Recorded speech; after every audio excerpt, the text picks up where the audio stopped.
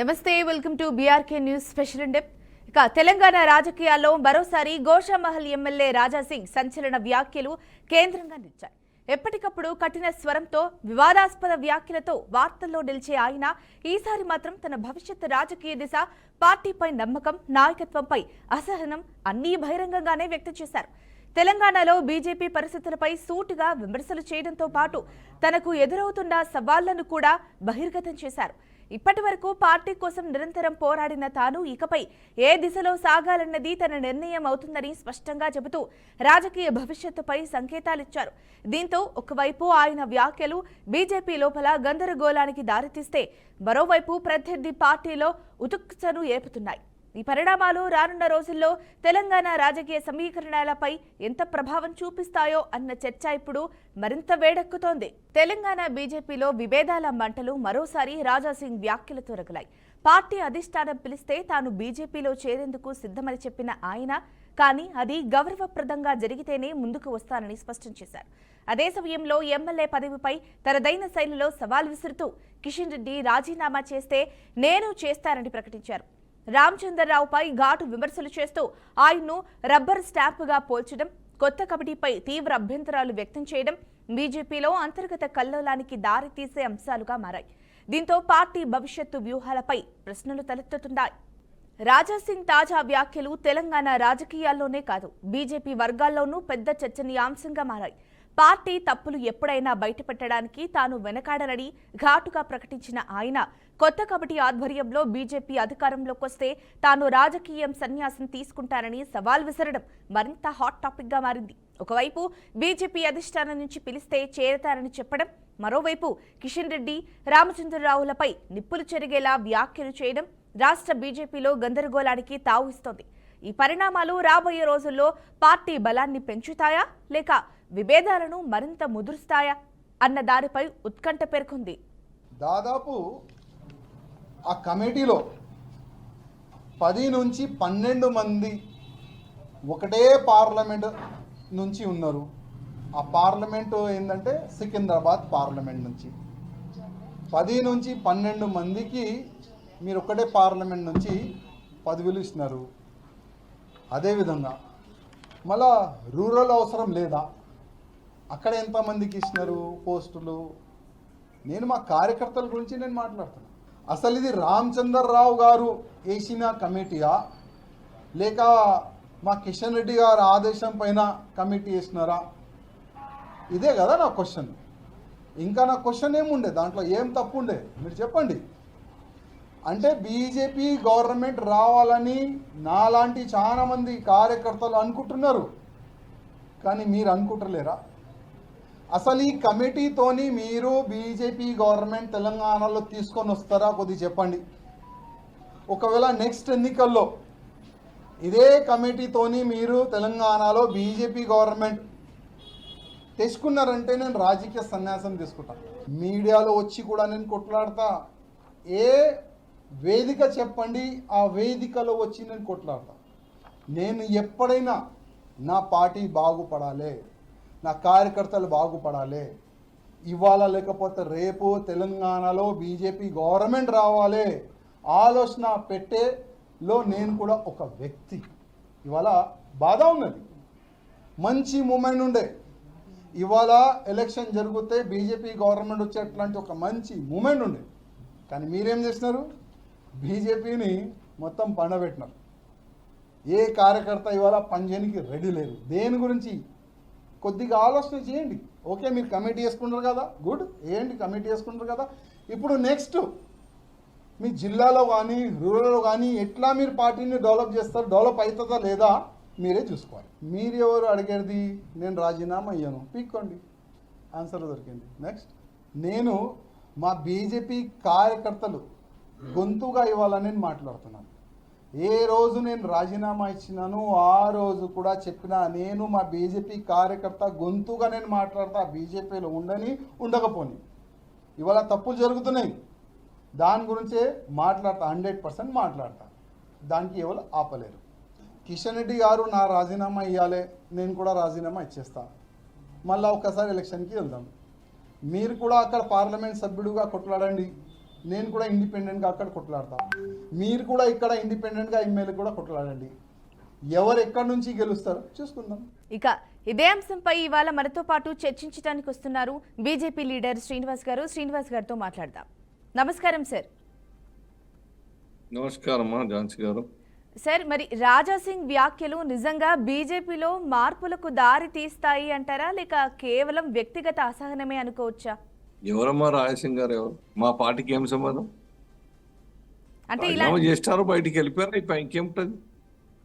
మా పార్టీ యొక్క అంతర్గత విషయాల్లో, మా పార్టీ యొక్క ఫార్మేషన్ ఆఫ్ కమిటీ గురించి వన్స్ వారు పార్టీ నుంచి వెళ్ళిపోయిన తర్వాత వారికి ఏముంటాయి, రైట్ ఉంటుంది మాట్లాడడానికి.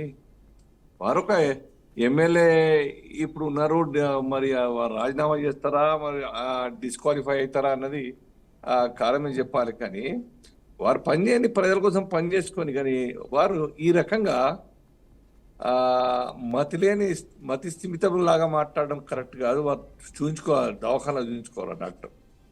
ఎందుకంటే ఇప్పుడు చెప్తా ఉన్నారు కదా మీ మాటలోని ఇప్పటి స్టేట్మెంట్లో, పార్టీ పిలిస్తే, అధిష్టానం పిలిస్తే నేను పార్టీ నాయకులతో కలుస్తాను, పార్టీ కోసం పనిచేస్తాను అంటూనే రామచంద్రరావు గారి గురించి, కిషన్ రెడ్డి గారి గురించి మాట్లాడతారు. ఏ క్వశ్చన్ కూడా పవర్లు కాదు, వస్తే నేను రాజకీయాల నుంచి విరమించుకుంటా, సన్యాసం తీసుకుంటా. ఇదేం డబల్ టంగ్, డబల్ స్టాండర్డ్ మాటలు. వారికి ఏం చిత్తశుద్ధి ఉన్నది పార్టీ పట్ల?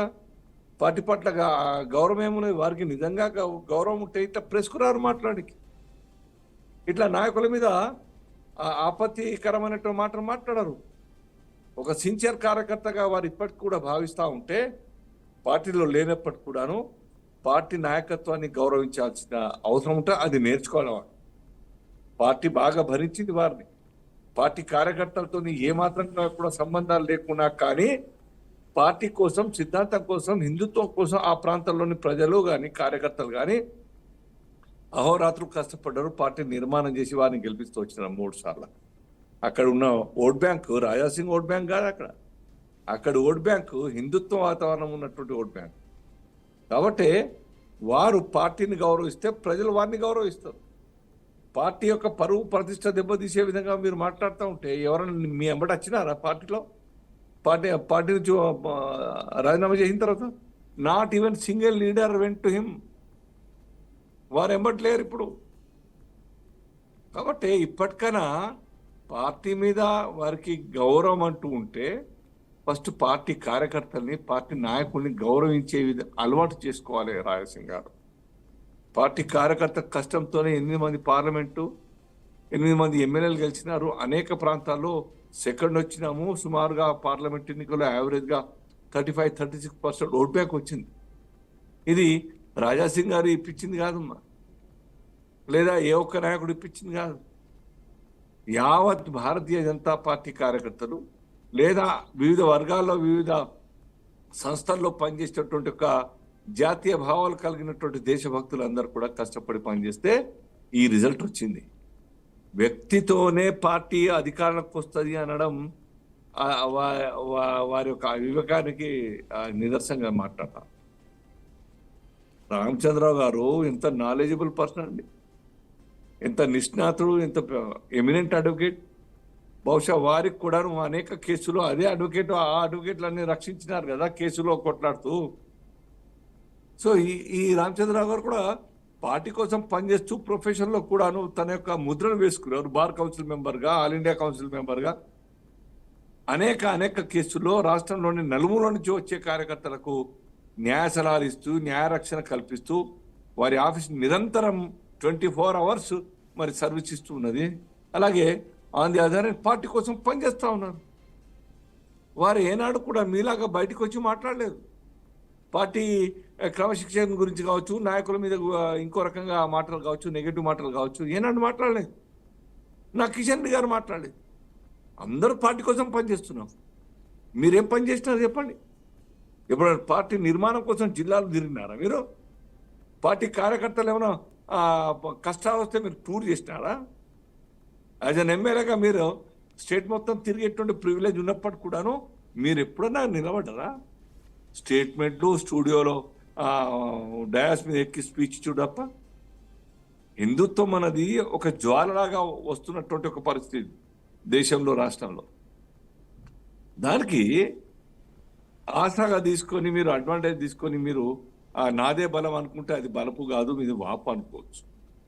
కాబట్టి రాజేంద్ర గారు ఇప్పటికైనా కానీ మీరు ఇండిపెండెంట్ అనుకుంటారా అనుకోండి, కానీ పార్టీ అనుకున్నప్పుడు, నేను పార్టీనే అని అనుకున్నప్పుడు పార్టీ నాయకత్వానికి పార్టీ కార్యకర్తలకు గౌరవం ఇచ్చుకునే అలవాటు చేసుకోండి. మీరు అనుకుంటే కనుక పదే పదే అడుగుతా ఉన్నారు, నన్ను పిలిస్తే వస్తా, కేంద్రం పిలిస్తే వస్తా.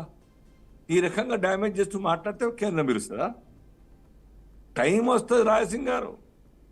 ఒకవేళ కాక మిమ్మల్ని పిలిపించిన ఇక్కడి కార్యకర్తలు మమ్మల్ని అవమానపరిచినారు, తెలంగాణ రాష్ట్రం మొత్తం భారతీయ జనతా పార్టీని డ్యామేజ్ చేస్తూ మాట్లాడినారు కాబట్టి వీరిని ఎంటర్టైన్ చేయొద్దని చెప్పేసినట్టు ఒక కార్యకర్తల అభిప్రాయం అక్కడ పోతుంది. ఢిల్లీకి సిన్సియర్గా మీరు పార్టీకి విధేయులుగా ఉండాలనుకుంటే out side the party be patient, ఓపికతో ఉండండి. సిద్ధాంతం బీఆర్ఎస్ పోను, కాంగ్రెస్ పోను, బీజేపీనే నేను పనిచేస్తా, బీజేపీ గెలుపు కోసం పనిచేస్తా అంటూనే బీజేపీని డ్యామేజ్ చేస్తూ మాట్లాడుతూ ఉన్నారు. ఇది ఎక్కడి యొక్క వారి యొక్క తార్కికమో అర్థమే కాదు. ఈ రకంగా ఉంటుందా డబుల్ స్టాండ్?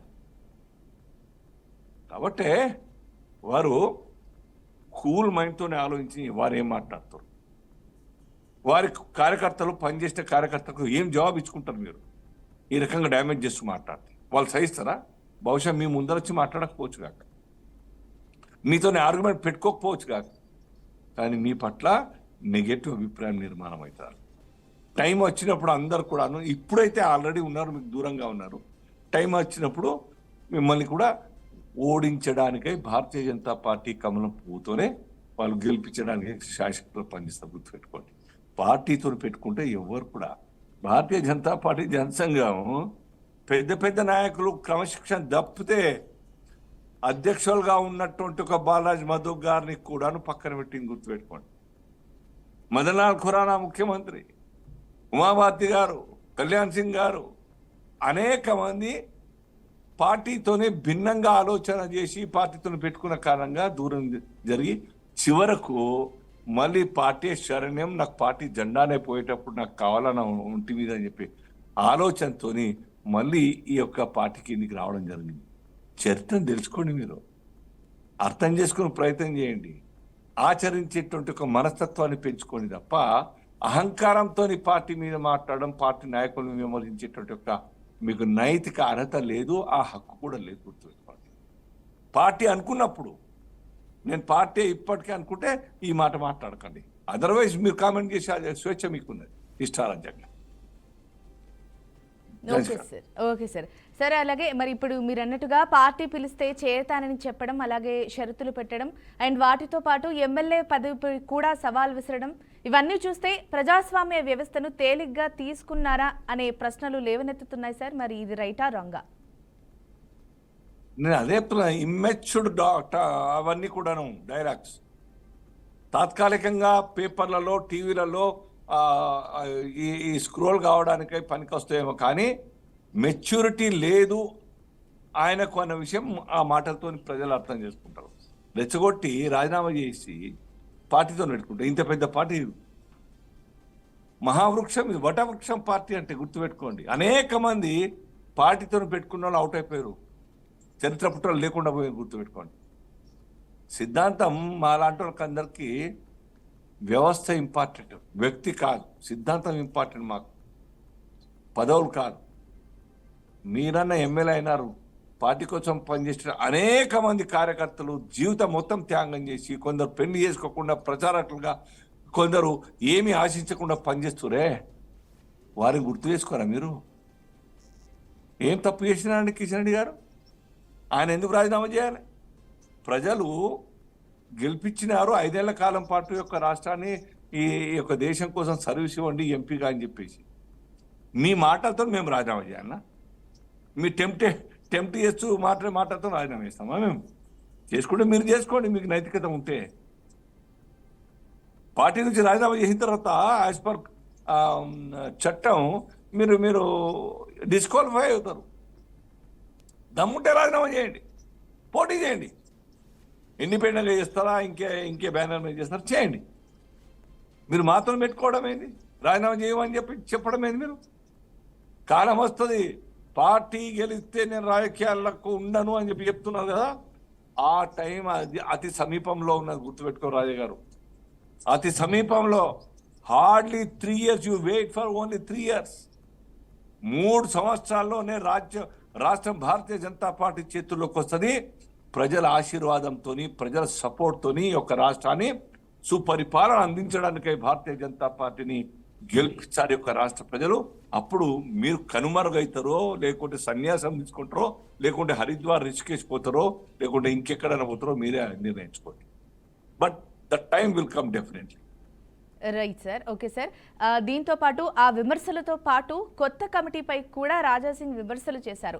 సో దీనివల్ల మరి రాబోయే రోజుల్లో బీజేపీలో విభేదాలు మరింత బహిర్గతం అవుతాయని నిరూపిస్తున్నాయా అనే ప్రశ్నలు కూడా లేవనెత్తుతున్నారు సార్. మరి దీనిపైన ఏమంటారు?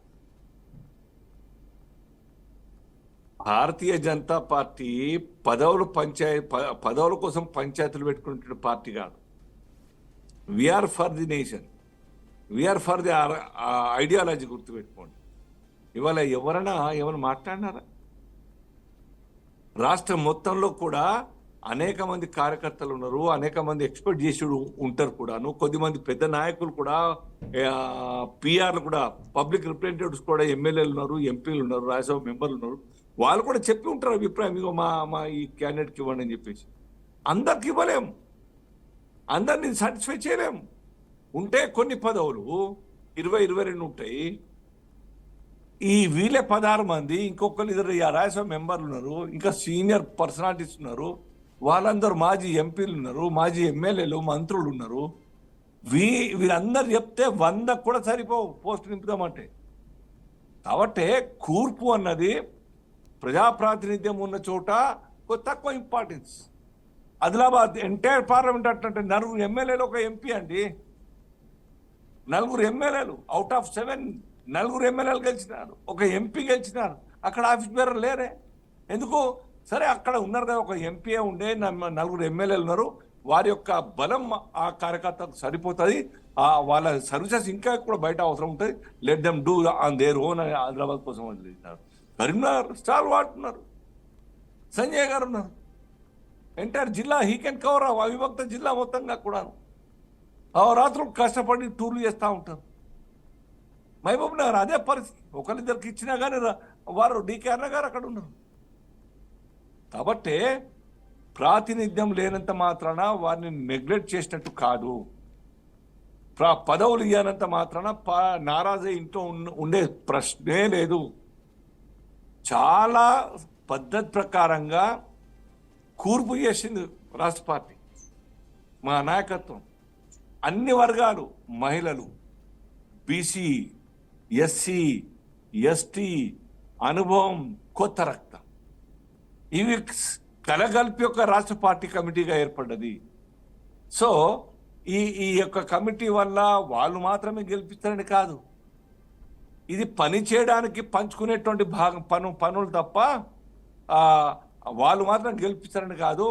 మైనస్ కార్యకర్తలు పార్టీ ఉండదు, గుర్తుపెట్టుకోండి. కార్యకర్తలకు మా బలం. వాళ్లకు నాయకత్వం వహించడానికై వారి యొక్క కష్టాన్ని పార్టీ నిర్మాణం కోసం పనిచేయించడానికై అనేక మంది కార్యకర్తలు నాయకులుగా ఉంటారు. వాళ్ళందరూ పనిచేస్తారు. అందులో భాగం కొద్దిమంది ఆఫీస్ బేరర్లు ఇస్తారు, వాళ్ళతో పని చేస్తారు, టూర్లు చేయిస్తారు, మీటింగ్లు తీసుకుంటారు. సో ఇది చాలా సిస్టమేటిక్ జరుగుతుంది దేశంలో. ఇది ఒక్కటే భారతీయ జనతా పార్టీ ఉన్న, గుర్తుపెట్టుకోండి. ఆర్గనైజేషన్ స్ట్రక్చర్ని సిస్టమేటికల్గా బిల్డ్ చేసి ఆ స్ట్రక్చర్ ద్వారా డౌన్ లైన్లో బూత్ దాకా ఆ కార్యకర్తలతో, ఆ కమిటీతో పనిచేసేటువంటి సిస్టమ్ భారతీయ జనతా పార్టీలో ఉన్నది. నిరంతరం పనిచేస్తుంది, ఎవరిని కూడా ఖాళీ ఉంచదు. ఖాళీ మమ్మల్ని బిజీగా ఉంచుతున్నారన్న ఫీలింగ్ కూడా వాళ్ళకు ఉండదు. ఎందుకంటే వారు they are for the nation. వాళ్ళు పార్టీ నిర్మాణం కోసం, దేశం కోసం భాగంగా ఆ పార్టీ కోసం పనిచేస్తూ ఉంటారు. సో వాళ్ళు ఎప్పుడు కూడా మాకు పదవి ఇవ్వలేదు కాబట్టి మేము పని చేయమనే ప్రశ్నే వారి మనసులో రాదు. That is the beauty of the Bharatiya Janata party working system.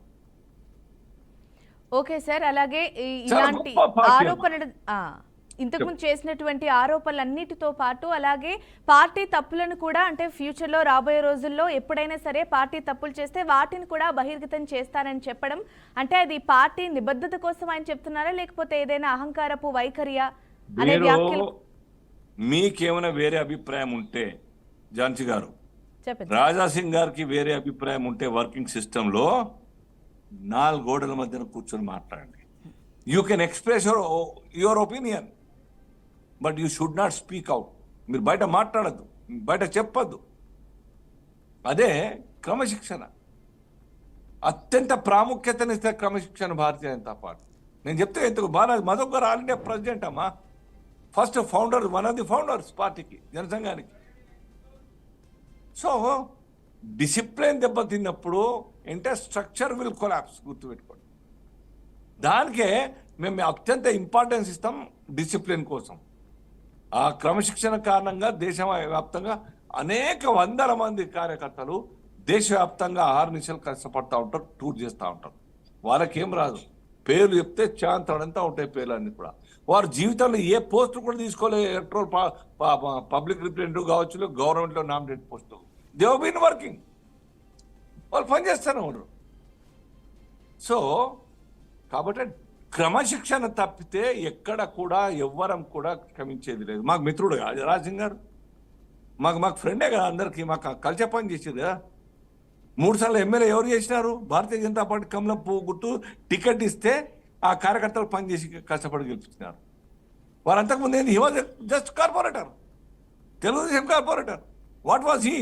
Everybody knows, అందరికి తెలుసు. ఆయన చరిత్ర ఏందో అందరు తెలుసు. దేశభక్తులుగా ఈ యొక్క దేశం కోసం పనిచేయండి అని చెప్పేసి అవకాశం ఇచ్చింది భారతీయ జనతా పార్టీ. సో ఇప్పటికీ మేము రెస్పెక్ట్ చేస్తాం. మీరు మీ యొక్క మైండ్ సెట్ని మార్చుకోండి. మీలో అంతా ఉంటే దేశం కోసం భారతీయ జనతా పార్టీ రావాలని కోరిక ఉన్నదిగా, you be under limits of discipline. Right sir ఈ అంశానికి సంబంధించి చక్కటి విశ్లేషణ అందించారు సార్. Thank you so much sir. Right, ఇక మరి మొత్తంగా ఇలాంటి వ్యాఖ్యలతో రాజా సింగ్ భవిష్యత్తు రాజకీయ దిశ బీజేపీతోనైనా లేక ప్రత్యర్థి పార్టీలతోనైనా అనే అంశానికి సంబంధించి మరి రాబోయే రోజుల్లోనే తెలుస్తుంది. మొత్తం మీద ఇది వాటి స్పెషల్ ఇన్ డెప్త్. చూస్తూనే ఉండండి బీఆర్కే న్యూస్, తెలుగోడి సత్తా.